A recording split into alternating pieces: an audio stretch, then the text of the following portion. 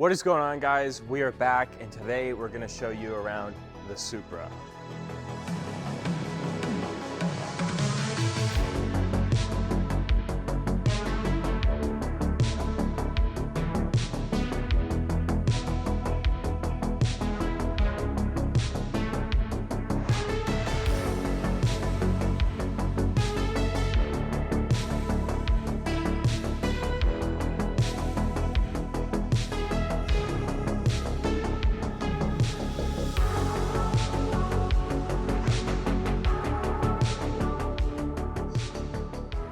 So let's go over a couple things about the Supra before we talk about why it has such a huge problem.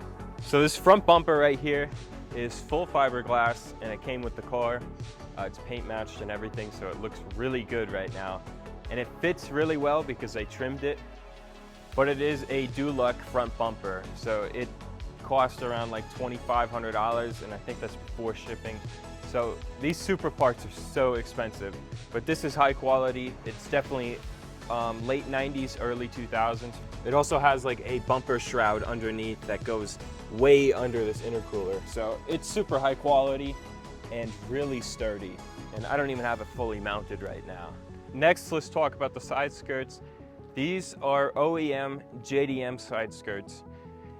You can see they fit so well, and they're like plastic, not fiberglass or polyurethane. They're just straight plastic, but they're super rare, and they came riveted too. I don't know if that's from the factory or if they did that after they repainted it, but it's honestly one of my favorite parts of the JDM Supras. Like, even a lot of US Supras swap to the side skirts in the rear spats. It even ties in to this line on the door.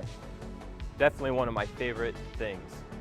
So finishing up the body kit, we have the rear spats, which I was talking about, and this knockoff, I don't know, JDM-esque kind of bumper.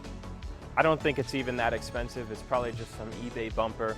It doesn't fit that crazy well either, and the rear spats don't even fit it. So I might swap it out in the future because I really don't like this under tray part, but I do love this right here. It's like the Bomex bumper on the Fast and Furious Supra.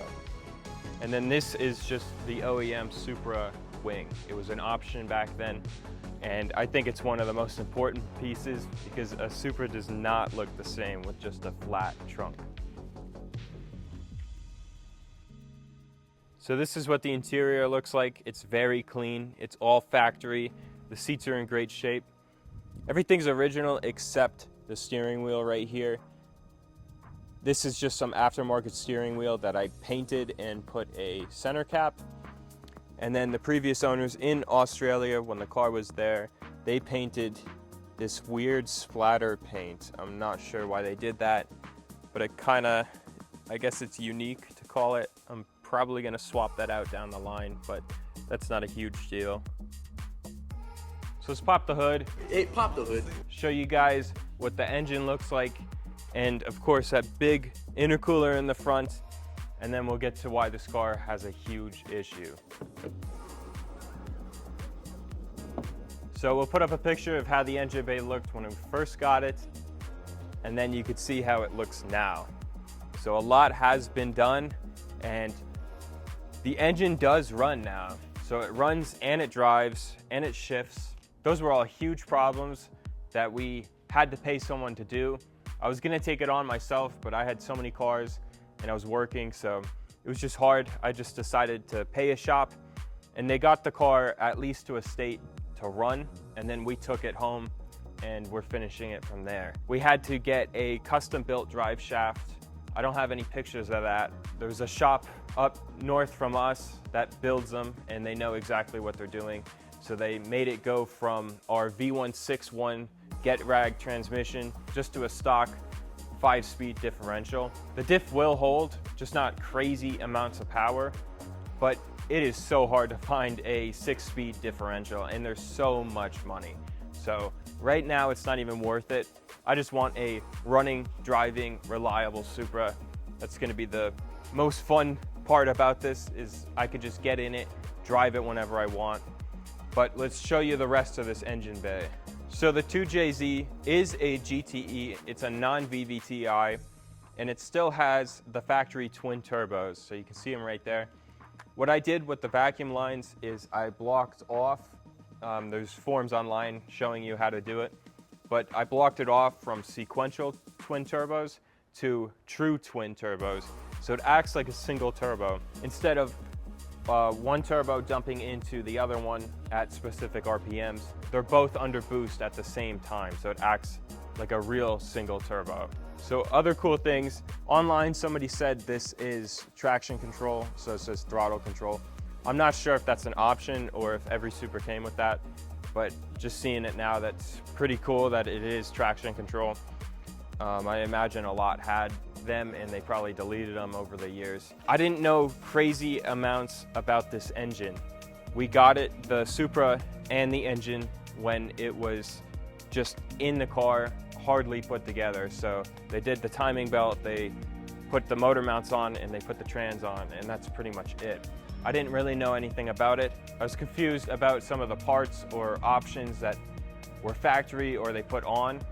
So like these injectors back here, they're red injectors, fuel injectors. Looking at research, that is not even factory. So I think there's still factory spec, a little bit more performance. But then I posted an article online about how this engine's running with a video, and somebody said that it has potentially 272 cams in it. And after hearing 272 cam videos online and comparing that to my exhaust note, I can see that I don't have a misfire and that it's rhythmatic, so it sounds like it's actually cammed. So that's pretty cool. I'm learning more about this engine and car every single day. So if you guys spot anything, make sure you leave a comment down below. So we'll put up a video of how the car is running right now.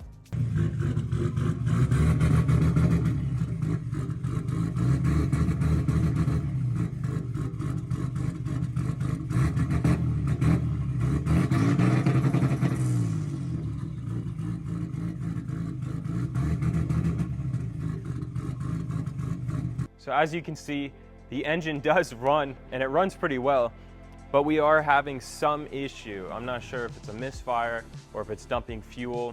I'm pretty sure it's a sensor issue and not like a leaky injector or some crazy misfire in general. Because when we first start it, it starts right up, but then after it warms up, it does not start. Like it dies out and it's really hard to start. So that's why I was reading online that it might be a coolant temperature sensor, but there's a couple other that I swapped out that I can remember, like the crank position sensor and the manifold absolute pressure sensor. I swapped both of those thinking that those might be the issue, and then I checked all the vacuum diagrams and routing with the 2JZ GTE non-VVTi diagram. I'm not sure what to do next. I even swapped out another ECU for the same exact one that I had, and I opened my old one and the new one. I didn't see any leaky capacitors. That could have been an oversight.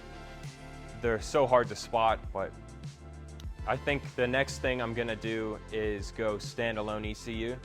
Even though it's pretty pricey, it would just be the best route for pretty much a lot of engine swaps.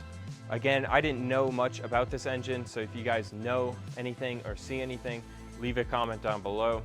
I'm always learning something about this. Before I go the standalone ECU route, I want to make sure it's not just a simple sensor or something so easy to overlook. But let's get this thing started and pull it into the garage.